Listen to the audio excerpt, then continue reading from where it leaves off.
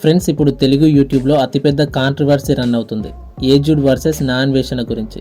Popular travel blogger Anvesh Hindu దేవతల గురించి చేసిన కామెంట్స్పై మొదలైన ఈ వివాదం ఇప్పుడు ఏజుడ్ అజయ్ ఎంట్రీతో పూర్తి డిజిటల్ వార్గా మారింది. అన్వేష్ పై పోలీస్ కేసులు నమోదయ్యాయి. సోషల్ మీడియాలో సబ్స్క్రైబర్స్, ఫాలోవర్స్ భారీగా తగ్గిపోయారు. #unsubscribe నా అన్వేషణ ట్రెండింగ్ అవుతుంది. అన్వేష్ అసలు హిందూ దేవతలపై ఆ కామెంట్స్ ఎందుకు చేశాడు? గరికపాటి నరసింహారావుని ఎందుకు దూషించాడు? ఏజుడ్కు అన్వేష్ మధ్య యూట్యూబ్లో జరుగుతున్న గొడవేంటి? ఎవరు రైట్, ఎవరు రాంగ్? ఈ వీడియోలో వీటి గురించి డీటెయిల్గా ఎక్స్ప్లెయిన్ చేస్తాను. వీడియో పూర్తిగా చూసి మీ అభిప్రాయాన్ని కామెంట్ చేయండి.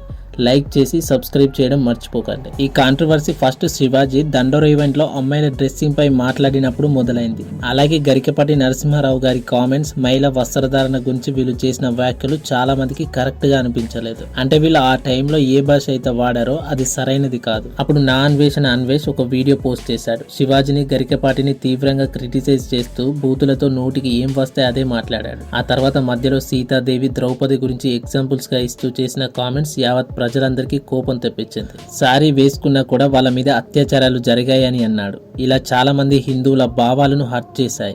ఇది దైవ దూషణగా, అసభ్యకరంగా భావించి బీజేపీ లీడర్ కరాటే కళ్యాణి పోలీసులకు కంప్లైంట్ ఇచ్చారు. బిఎన్ఎస్ సెక్షన్ మరియు ఐటీ యాక్ట్ కింద కేసు నమోదైంది. అన్వేష్కు యూట్యూబ్లో సబ్స్క్రైబర్స్ లక్షల్లో తగ్గిపోయారు. #unsubscribe నా అన్వేషణ ట్రెండింగ్ అయింది. అలాగే ఇన్స్టాగ్రామ్లో కూడా దాదాపు 4 లక్షల ఫాలోవర్లు అన్ఫాలో చేశారు. ఇక్కడే మెయిన్ ట్విస్ట్ స్టార్ట్ అయింది. 40 లక్షల ప్లస్ సబ్స్క్రైబర్స్ ఉన్న ఏజుడ్ అజయ్ ఈ విషయంలోకి ఎంట్రీ ఇచ్చాడు. అతను ఒక సంచలన వీడియో పోస్ట్ చేశాడు.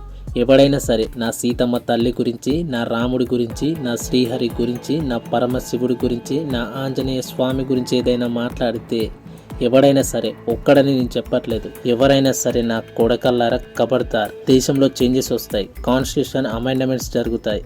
ఒక్క మాట మాట్లాడితే మీ శరీరం షేక్ అయిపోయి మీ జీవితం తలక్రిందులు అయ్యే రోజు వస్తుంది. నిన్నటి వీడియో నేను డౌన్ చేశాను.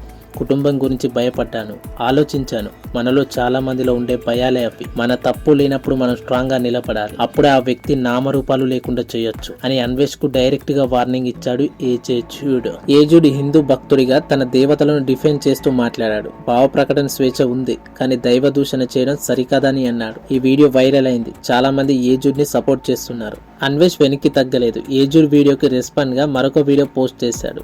నీకే ఏజుడ్ అని టైటిల్ పెట్టి అజయ్ని తీవ్రంగా ట్రోల్ చేశాడు. కేసులు ఎన్ని పెట్టినా ఇండియాకు రాను, ఏం చేయలేరు అని చెప్పాడు. ఇద్దరు ఒకరిపై ఒకరు వీడియోలు చేసుకుంటూ డిజిటల్ వార్గా స్టార్ట్ అయింది. అన్వేష్ పాయింట్ ఏంటంటే, మహిళా డ్రెస్సింగ్ పై శివాజీ వంటి వాళ్ళ comments wrong. Freedom of choice ఉండాలి, ఇది ఓకే.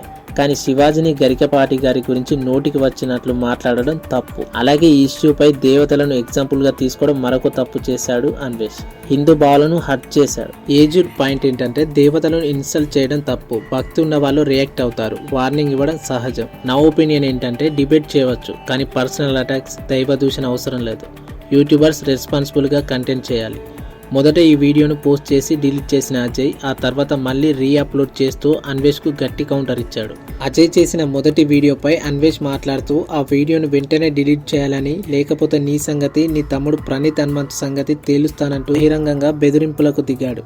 గతంలో చిన్నపిల్లలపై అసభ్యకర వ్యాఖ్యల కేసులో ప్రణీత్ హనుమంత్ అరెస్ట్ అయిన సంగతి తెలిసిందే. ఆ తర్వాత విషయాలను ప్రస్తావిస్తూ అన్వేష్ చేసిన వ్యాఖ్యలు మంటలకు మరింత ఆజ్యం పోశాయి. దీనికి ఏజుడ్ అజయ్ స్పందిస్తూ, యుద్ధానికి నువ్వు సిద్ధమైతే ఆపడానికి నేనెవర్ని, కానీ యుద్ధానికి ప్రూఫ్స్తో రావాలి, నీ అంతు నేనే తేలుస్తా అంటూ గట్టి కౌంటర్ ఇచ్చారు. ఒకరిపై ఒకరు చేసుకుంటున్న ఈ వ్యక్తిగత విమర్శలు, సవాళ్లు ఇప్పుడు తెలుగు యూట్యూబ్ కమ్యూనిటీలో హాట్ టాపిక్ గా మారాయి. భావ ప్రకటన స్వేచ్ఛ పేరుతో దైవ దూషణ చేయడం సరికాదని నెటిజన్లు అన్వేష్ ను విమర్శిస్తుండగా, పాత కేసులను లాగడంపై మరికొందరు చర్చించుకుంటున్నారు. మొత్తానికి ఈ ఇద్దరు టాప్ యూట్యూబర్స్ మధ్య మొదలైన ఈ డిజిటల్ వార్ ఎక్కడికి దారి తీస్తుందో చూడాలి. ఫ్రెండ్స్, ఈ కాంట్రవర్సీలో మీకేమనిపించింది కామెంట్స్లో చెప్పండి. ఛానల్ సబ్స్క్రైబ్ చేసి బెల్ ఐకాన్ని ప్రెస్ చేయండి నెక్స్ట్ అప్డేట్స్ కోసం. Thanks for watching. జై హింద్.